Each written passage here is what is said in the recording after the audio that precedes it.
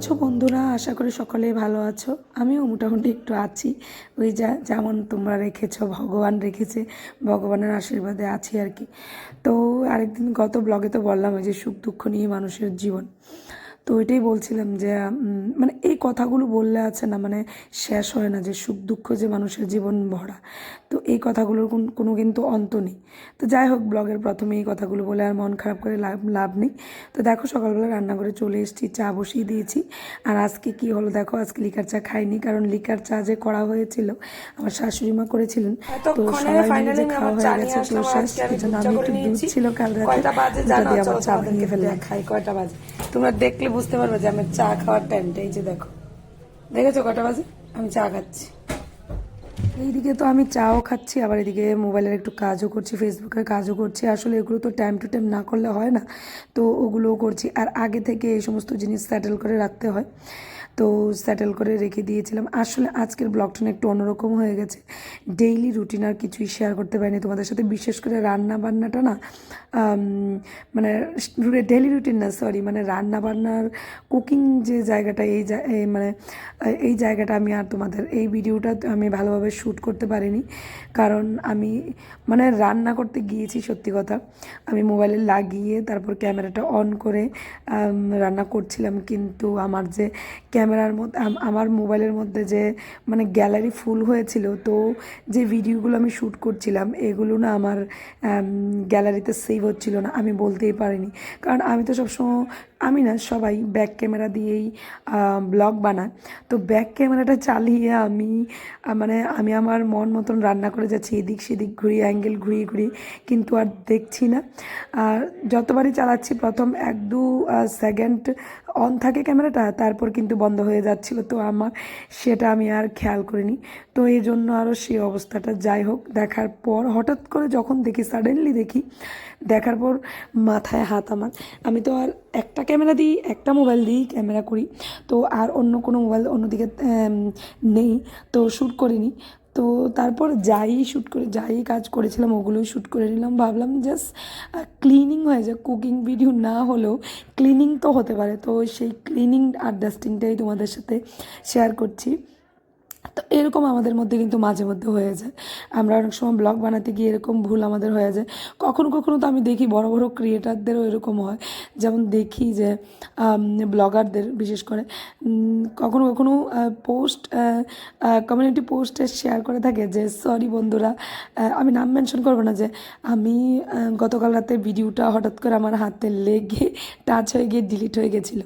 তো তোমরা ভাবতে পারো, একটা ব্লগার সারা দিন কষ্ট করে ক্যামেরা অন করে এডিটিং করে, যে ভয়েস ওভার করে, যে ছোট্ট করে একটা ভিডিও বানায়, 10 হ্যাঁ 10-14 10-12 ঘন্টার একটা বা 1-1.5 ঘন্টা, 10-12 ঘন্টার মানে সারাক্ষণের একটা কাজকর্মকে একটা ছোট্ট আকারে 18-19 মিনিটের আকারে, একটা গল্পের আকারে তুলে ধরে রেডি করে, যেটাকে মানে সেভ করে রেখেছে গ্যালারিতে, তো ওটা কিন্তু টাচ হয়ে ডিলিট হয়ে যায়। এর থেকে আর কোনো কষ্টকর আছে? নেক্সট টাইম আবার সেই কাজটাই করতে হবে। কাজ তো প্রত্যেক দিনের রুটিন যেভাবে থাকে সেভাবেই হয়, কিন্তু এটা নয়। ওই যে এডিটিংয়ের ব্যাপারটা আছে, ভয়েস ওভারের ব্যাপারটা আছে, ওটা কিন্তু সাংঘাতিকভাবে, মানে কী করব, মানে সাংঘাতিকভাবে, মানে এটা মানে বলতে পারো যে মানে ডিলিট হয়ে গেলে হ্যারাসই করে এক প্রকার। তো আমারও ক্ষেত্রে এরকমই হয়েছিল, আমি কিচ্ছু দেখতে পাইনি, তো এটা হয়ে গেছিলো। তবে রান্নাগুলি শেয়ার করে নিই। মাছের পেঁয়াজি হয়েছিল, পেঁয়াজ দিয়ে কাঁচা লঙ্কা দিয়ে, আর এটা ছিল শুটকি ভর্তা। গায়ে কি ইচ্ছে করছে শুটকি ভর্তা খাওয়ার জন্য। শুটকি ভর্তা আর মাছ পেঁয়াজি, তো এগুলো রান্না করা হয়ে গেছিলো। শুটকি ভর্তা দিয়েই তো আমাদের খাওয়া দাওয়া হয়ে যাবে, আর ডাল রান্না করা হয়েছিল। আর আমি না ব্লগগুলো বানিয়ে রেখে দিই, তারপর 2-3 দিন পরে পরে সেগুলো আপলোড করি, যদি অবশ্যই তো ওগুলো যখন খাবারগুলো দেখি না, খাবারগুলো খুব মিস করি। কারণ ওগুলো দেখে, শুটকি ভর্তা দেখে কার না মুখে জল আসবে বলো তো গাইজ? স্পেশালি যারা বাংলাদেশ, ত্রিপুরা থেকে দেখছো, তাদের তো জিভে অবশ্যই জল এসছে, আই এম শিওর।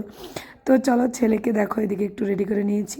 কখন স্কুল থেকে এসেছিলো, তো আমি না ওকে ড্রেস চেঞ্জ করতে পারিনি। তো আমাকে দেখে বুঝতেই পারছো, এখনও সিঁদুর টুদুর পরার টাইম পাইনি, ক্রিম লোশন দেওয়ার টাইম পাইনি। তো রান্না টান্না করার পর না, আমি শুটকি রান্না করেছি যেহেতু গাইজ, তো ড্রেস তো চেঞ্জ করতে হয়, তাই না? তো ড্রেসটা এই জন্য আমি চেঞ্জ করে নিয়েছি।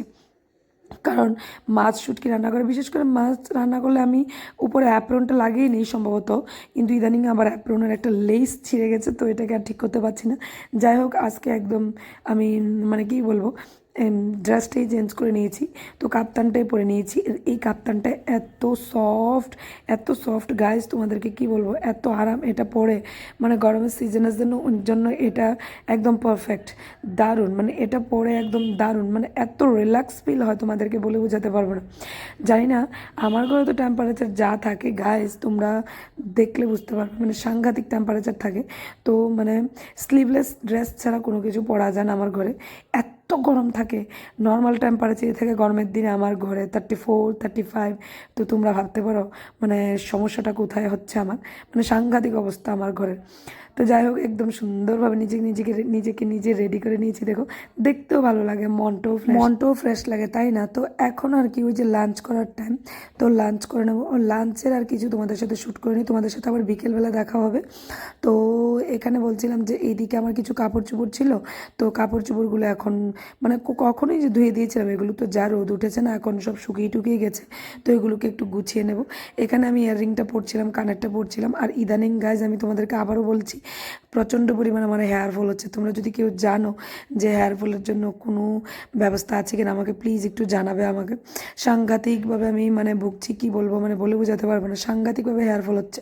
বুঝতে পারছি না, ওয়েদারের সঙ্গে সঙ্গে এইসব চেঞ্জ হচ্ছে, এজন্য নাকি ওয়েদারটাও তো চেঞ্জ হচ্ছে, তো এর জন্য কিনা ঠিক বুঝে উঠতে পারছি না। তো এই যে দেখতে পাচ্ছ এখানে কাপড় চোপড় নিয়ে এসেছি, কাপড়গুলো গুছিয়ে নেব, কাপড়গুলো গুছিয়ে তারপর মাধবকে খাইয়ে দেবো, আমিও খাবো, আর আমার হাজব্যান্ড চলে আসবে, হাজব্যান্ড চলে আসলে আমি খেয়ে নেবো।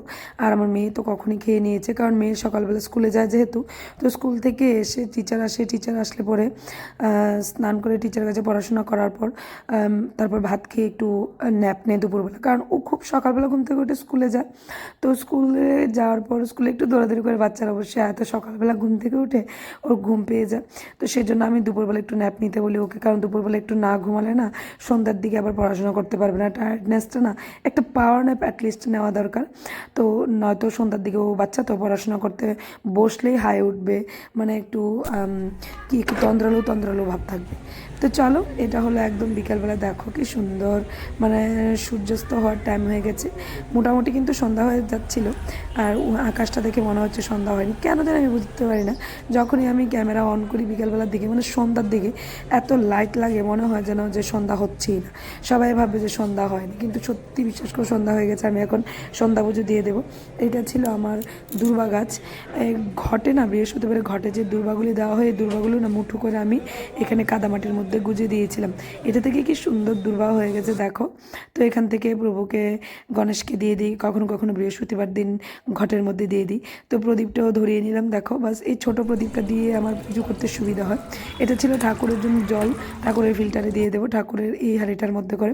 হ্যাঁ, বলেছিলাম যে ছোট প্রদীপটাতে আমার পুজো করতে সুবিধা হয়, কারণ হলো একটাই কারণ, ছোট প্রদীপটাকে ধুয়েও নেওয়া যায়, তাই না? তো আর কি, আর হলো বাস এই চাটা খাওয়ার পর্ব, তো এখন চাটা খেয়ে নেবো, বাচ্চাদেরকে পড়তে বসাবো, এই চলবে আর কিছু না। আর মাধবকে ওর টিচারের বাড়িতে দিয়ে আসবো, আর সোনাকে একটু অঙ্ক করাবো, এইভাবেই টাইম কেটে যায় আমার। আর ওর অবস্থা দেখো কি লাফালাফি, আর এখন না ঘরের মধ্যে জুতো পরতে আর ইচ্ছে করছে না, গরম লাগছে, তো আমি জুতোগুলো খুলে রেখে দিয়েছি, এখন আর পরছি না। তো আজকের জন্য এতটুকুই বন্ধুরা, টাটা বাই বাই, ভালো থাকবে, সুস্থ থাকবে, আর নিজেদের খেয়াল রাখবে।